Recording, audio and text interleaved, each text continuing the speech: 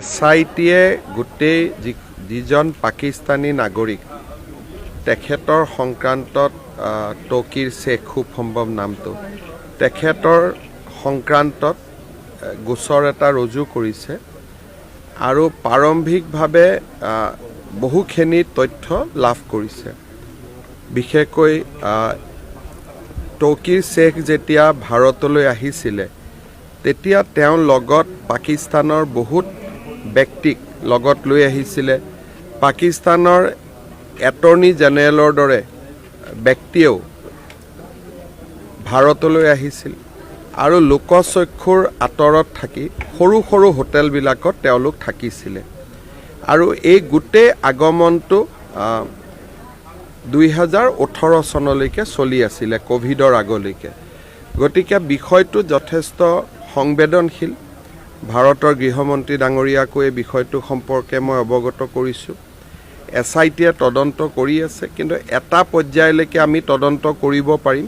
হয়তো ইণ্টাৰপল আদিৰো সহায় ল'ব লাগিব এটা পৰ্যায়ত। গতিকে বৰ্তমান গোটেই তদন্তটো প্ৰাৰম্ভিক পৰ্যায়ত আছে আৰু এই গোটেই তদন্তটোক আমি যিমানখিনি পাৰোঁ আমি আগুৱাই লৈ যাম আৰু যেতিয়া কিবা ক'বলগীয়া কথা থাকে আপোনালোকৰ আগত নিশ্চয় প্ৰকাশ কৰিম। মই আগতে কৈছোঁ যে এজন পাকিস্তানৰ এষ্টাব্লিছমেণ্ট বুলি যিটো কয়, পাকিস্তান চৰকাৰৰ বৰঘৰৰ যিজন ব্যক্তি, সেইজন ব্যক্তিয়ে লোকচক্ষুৰ অলক্ষিতে 20-18 বাৰকৈ ভাৰতলৈ আহে। তেওঁ অসমৰ ওপৰত টুইট কৰে, অসমৰ ওপৰত কমেণ্ট দিয়ে আৰু অসমীয়া মানুহৰ সৈতেও তেওঁ সম্পৰ্কত আছিল। আমি JNUৰ এগৰাকী অধ্যাপিকাৰ নাম পাইছোঁ যোন তেখেতৰ লগত সম্পৰ্কত আছিলে।